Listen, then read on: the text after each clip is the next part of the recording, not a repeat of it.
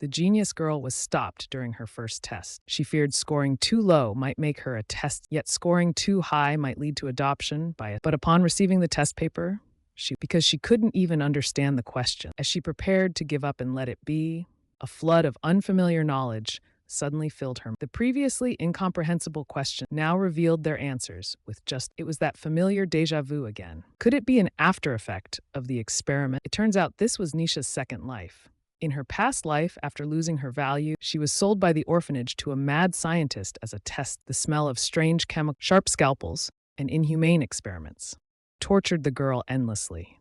This torment lasted for decades, until her 24th birthday, when she finally found relief on the cold experiment table. But when she opened her eyes again, what she saw was the familiar orphanage.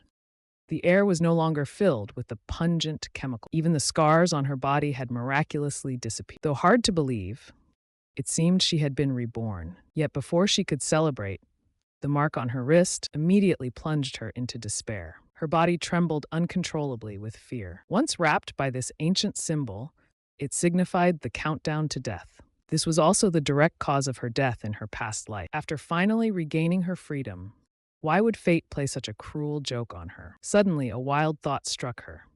Since death was inevitable, she would seek revenge. She would destroy everything belonging to that mad scientist. At this moment, the seed of revenge grew wildly in her heart. But before that, she needed to win over the teachers. It turned out there was an unspoken rule in the orphanage, which was children with excellent grades would receive no. If these children achieved great things in the future, their sponsors' reputations would also rise. The orphanage would seize this opportunity to. As for those with poor grades or children disliked by the teachers, the orphanage would sell them off under the guise of adoption to criminals so to survive, she had to make herself appear outstanding. Fortunately for the reborn Nisha, this was not difficult. In the following months, through her remarkable performance, she quickly stood out among the children. Even the usually strict teachers didn't hesitate to offer her praise. However, being too inevitably drew jealousy from others. A child ambushed on her usual path one day. With a loud bang, Nisha was almost knocked to the ground. "Can't you see where you're walking, you little?" The reborn Nisha wasn't afraid of such bullying. "Who are you?" "Oh, it's that kid sponsored by Count." Another child sneered, smirking maliciously. "I heard the Count's estate is a murderous place. Be careful." Hearing this, the red hair, clearly offended, immediately flew into a rage. He grabbed Nisha by her collar, trying to use force to regain his dignity. Unexpectedly, Nisha didn't resist. Instead, she mockingly begged for her smug look infuriated the red-haired boy. Just as he was about to strike, a stern voice called out from behind, "Peter, didn't expect you to be such a bad kid." The voice belonged to Mr. Ely, the orphan. The once arrogant red-haired boy suddenly panicked. Nisha sneered inwardly at his hypocrisy. Mr. Ely was the type of teacher who catered to the situation. If he didn't see potential in her, he would have undoubtedly sided with the red-haired boy. Nisha skillfully exploited this fact, allowing her to confidently provoke the red-haired boy. Someday, when she too received sponsors, she vowed to teach the red-haired boy a lesson. But in the next moment, "Sir, is this the child you want to sponsor?" Hearing this, Nisha was stunned. "I was just kidding. But you're serious? And this wasn't part of the story in my previous life." To make a good impression on the benefactor, she immediately behaved obedient. "Good day, sir. My name is Elisa." The man in the black robe asked with interest, "How did you know I was a noble?" "Your stride and tone are very elegant, of course." To secure sponsorship, Nisha spared no effort in flattering him. Unexpectedly, the man sighed. "Looks like even this long robe can't hide my noble aura." Nisha twitched the corner of her mouth. "I was just being polite, okay? Is this guy always this narcissistic?" Moments later, in the guest room, Mr. Ely began explaining the sponsorship details. But the man cut him off immediately. "Wait outside for now." When the teacher wanted to say more, the man shot him a cold glance. "I'll decide on the adoption myself. I don't want to repeat myself." At his words, Mr. Ely nervously excused himself. This made Nisha curious about the man's true identity. The answer was soon revealed.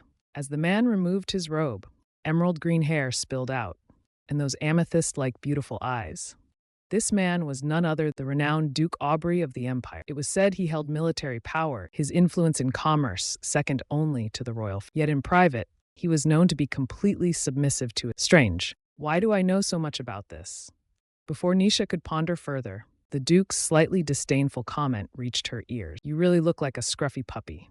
but barely acceptable. Nisha froze. Hey, I'm actually really cute, okay? The Duke continued to outline his adoption plan. For the next 5 years, I need you to pretend to be my missing daughter. In return, you'll live a life more luxurious than anyone else. Nisha instinctively asked, Only 5 years? Why did you think I'd keep you as my daughter forever? Nisha regretted her impulsive question. After all, he was her great benefactor. Thankfully, the Duke had some conscience. He promised to sponsor her studies abroad after allowing her to settle in that country afterward. He then handed Nisha a blank sheet of paper. I'm going to ask you a few questions. Just write down the answers.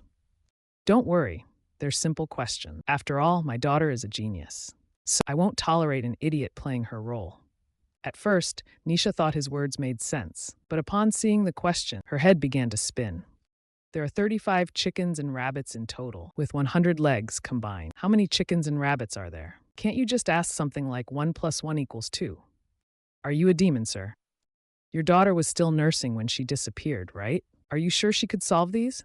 At that moment, she suddenly realized she somehow knew the answer, even though she had never studied them before. That familiar sensation again. Could it be an after effect of the experiment from... In no time, Nisha completed the test with a perfect score. Her speed surprised even the Duke, but he quickly covered it with a scoff. Although your speed isn't 1/10,000th of, and your looks are just passable, I'll reluctantly deem you qualified. What an audacious man. Nisha suddenly wanted to reject the Duke's adopt, but he gave her no chance to back out. Inside the carriage, Nisha stared at the line of people, bidding her dumbfounded. What about the adoption paperwork? Did I just get sold off? Here are some house rules from the Duke. First, from now on, your name is Annette Aubrey. Second, you must not let my wife discover you're an imposter. If she does, you'll be sent back to the orphanage. This puzzled Nisha. With the Duke's current power and wealth, wouldn't it be easier to find his real daughter than to hire an imposter? The Duke's face darkened instantly at her remark. From now on, discussing this topic is forbidden. Lastly, you have an older... If I'm not around, you can ask him for... He knows you're an imposter. The carriage soon arrived at their destination. Looking at the lavishly decorated building, Nisha couldn't help but gasp in amaze. A frail but elegant woman came out. When her eyes landed on Nisha in the distance, her exhaustion turned into joy. Fortunately, the Duke had briefed Nisha. Nisha immediately recognized this woman as her mother, Rosanna. It was time to test her acting skills. She acted like a frightened kitten, hiding behind the Duke. Then she hesitantly called out, "Mother?" That single word, mother, completely broke Rosanna's composure. She began sobbing and apologizing to Nisha, It's my carelessness that caused you so much suffering.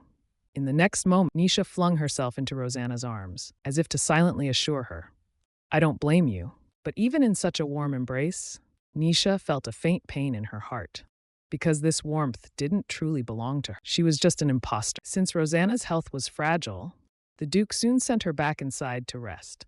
He then turned to Nisha and teased, You actually cried. Do you even understand act? Don't tell me you believed it yourself. The tears glistening in her eyes were less than convincing. Seeing this, the Duke lost interest in teasing her. He clapped his hands toward the house. The maids immediately stood in 2 neat rows, then respectfully bowed to welcome Nisha. This was a treatment the girl had never experienced in her. Just as she was filled with joy, ready to embrace her new reality poured cold water on her expectation. Mary and Gertie were appointed as personal maids by the Duke. Their main duties were to attend to Nisha's daily... Of course, this included helping her bathe. But on this point, Nisha absolutely could not accept it. If the ancient language on her wrist was discovered, she believed the Duke would not hesitate to cast her. After all, who would keep someone who could die at any moment? So she resorted to a cute act, saying she was shy and wanted to bathe alone. Her delicate demeanor melted the hearts of the 2 maids. They promised to obediently wait outside the door. But this wasn't a long-term solution. Suddenly, she had a flash. How could she have forgotten that? Chameleon slime, when attached to the skin, would blend seamlessly with the surrounding skin. This could effectively cover scars. Although such slime wouldn't be discovered for years. Fortunately, she was very familiar with its creator. Speaking of which, this person was also a sworn enemy of the mad scientist. At dinner, Rosanna specially prepared a table full of exquisite cakes for a girl who had previously survived only on tree leaves. This was the most delicious food she had ever tasted. Thank you, Mother. Nisha expressed her gratitude sincerely. Rosanna, however, pursed her lips, hesitating. After much hesitation, she slowly began to speak. I know I'm an unworthy mother, letting you suffer so much out there. You can hate me or blame me, but I hope you can address me more casually. In the end, her tone was almost pleading. Call me Mom. Is that okay? Nisha sweetly called out, Mom, thank you for never giving up on searching for me. In the future, I'll try to call you Mom more often, but no one expected that. Rosanna, overcome with emotion, coughed up a large amount of. Clearly, her illness had flared up, and it was more severe than ever before. The entire mansion was thrown into chaos. The proud Duke found himself in unprecedented panic. It turned out he, too, feared losing something. Nisha thought to herself. Suddenly, that familiar feeling struck her again. This time, she saw the future of the Duke's mansion. Because of Rosanna's death, the Duke, who cherished his wife, lost control of his magic at a hunting tournament, even nearly killing a member of the royal family. In the end, he was executed by the Azure Sovereign of Zui. Nisha suddenly felt like she had boarded a sinking. If this vision was accurate, the only way to save the was to start with Rosanna. Fortunately, she knew of something that could alleviate the illness. Though Liwa was just a common weed, its powdered form had a calming effect. So, she ordered the maids to quickly prepare the necessary. Moments later, in the bedroom, Rosanna was consumed with guilt. I must have scared my daughter just. It seems I can't be a good mother. The Duke was about to comfort her when Nisha walked in, a cup of dark liquid. Upon learning it was for Rosanna, the overly protective Duke was furious. He angrily ordered the girl to throw away the dirty, but she responded with a confident smile. It's okay, Father, because I'm a genius just like you, aren't I? Rosanna fondly accepted the cup. It was a heartfelt gift from her daughter. Even if it truly was dirty water, she didn't. Under the Duke's worried gaze, she drank it without hesitation. It was sweeter than she had imagined. Right? I'll head back now. Mom, you should rest well. After saying this, Nisha left with the cup. However, the moment the door closed, it was as if all her strength had left her, and she collapsed. She clutched her wildly beating heart, repeatedly telling herself this wasn't a laboratory, and there were no mad scientists here. So even if there were mistakes, she didn't need to worry about being dragged. Miss, are you all right? The girl was startled into a cold sweat. Noticing it was her maid, she quickly switched back to her innocent, cheerful, explaining she was just scared because it was her first time being. Meanwhile, Rosanna began lecturing the Duke. I know you're still unfamiliar with the child, but you're not allowed to be harsh with her. The overprotective Duke could only nod repeatedly. At that moment, he suddenly realized that Rosanna was not coughing, and even during her lecture, she was. Never before had she recovered from an episode. Soon, the Duke connected this to the dark liquid in the cup. Could it be a coincidence? But he quickly dismissed the idea, because if it were truly a coincidence, the child wouldn't have worn such a confident expression at the time. So he instructed the butler to question to find out if the child had done anything unusual. The truth would naturally come to light. Under the effects of the medicine, Rosanna soon became too drowsy to keep her eyes open, but she still fought off her sleepiness, insisting that the Duke must apologize to Nisha. However, the more Rosanna cherished the child, the more guilt the Duke felt deep down. He knew he shouldn't deceive his wife this way, but he couldn't bear to see her fall ill from longing. After all, more than anyone, he understood that the chances of their child being alive were all. 10 years ago, due to the tyrant's reckless actions, the empire fell into unprecedented turmoil. Conflicts between the nobility and the commoners. Eventually, these escalated into large-scale protests. The nobility violently suppressed the demonstration, while the commoners retaliated by stealing children. It was during this time that the Duke's child was taken. Though the chaos was quelled by the tyrant's death, and many stolen children were eventually recovered, what was returned to the Duke was nothing but charred remains. He once suspected the child had been swapped, but the family necklace on the body shattered his last bit of hope. Faced with his wife's hopeful anticipation, how could he speak such a cruel truth? So he buried the truth deep within, choosing to bear the pain alone. Until one day, the Duke saw a photograph of Nisha, thinking that if it were this child, perhaps his wife's condition would improve. Thus, he fabricated a benevolent lie, making Nisha a substitute for his daughter. Despite their strikingly similar looks and voices, he was certain Nisha was not his daughter. For his daughter, like him, had a pair of beautiful light purple eyes, unless someone had experimented on her. As he pondered, the maid reported back, revealing that the medicine's main ingredient was Liwa powder. The Duke grew even more puzzled. Was this some sort of folk? The maid then described the scene outside the door. The young lady said it was her first time being, so she was a bit frightened. The thought of the child pretending to be strong made the Duke's heart ache as if pierced by needles. Rosanna was right. He should apologize to the child. So he asked the maid, "What do children like these days?" That evening, Nisha was met with a barrage of gifts. What is going on here? The girl looked in confusion at the culprit. So, he asked simply, "How are you feeling now?" "Pretty happy," Nisha said with a forced laugh. "Finding cake in the middle of the night. Are you trying to fool me?" Suddenly, a thought crossed her mind. Could this man be here to apologize? Should I also play the role of a good daughter? Thinking of this, she flashed a brilliant smile. Wow, wow, wow. These are all the things I love. Father is the best. The Duke's body trembled slightly. What's going on? Could it be that in the next second, Nisha would exhaust all and praise the Duke from top to bottom, inside and out? Seeing the Duke's delighted expression, the girl was shocked and speechless. Is this man really that easy to please? The next day, Nisha began working on her revenge plan. But with her current abilities, she wasn't strong enough to confront the so she came up with the idea of intending to preempt the mad scientist's future innovation. Then she could accumulate wealth for her. The next challenge she faced was how to win over the Duke. After all, her business plan couldn't proceed without his cooperation. Recalling how the Duke apologized to her with desserts last night, perhaps she could reciprocate in the same way. But on her way to the kitchen, Nisha was deliberately tripped by some malicious maids. At the same time, she heard their disdainful laugh. Am I supposed to serve such a dirty little child? I might as well leave. Just in time, another family tried to hire me recently. People can be so vile. No matter where you go, there are always those who abuse. Even in the glamorous Duke's mansion, it's no exception. Unfortunately for them, they messed with the wrong. Since you've already found another job, I'll help inform the Duke. I'll just say you want to leave because you don't want to care. As soon as she said this, you could see their panic. But instead of apologizing, the first thing they did was threaten Nisha to keep quiet. You're going to bother the Duke over something. Aren't you afraid he'll start to dislike you? They, shamelessly exploiting the sensitivity and vulnerability, aimed to force Nisha into submission. Little did they know those manipulative phrases. Nisha was already sick of them. She calmly looked at the two maids. My father spent 10 years searching for me.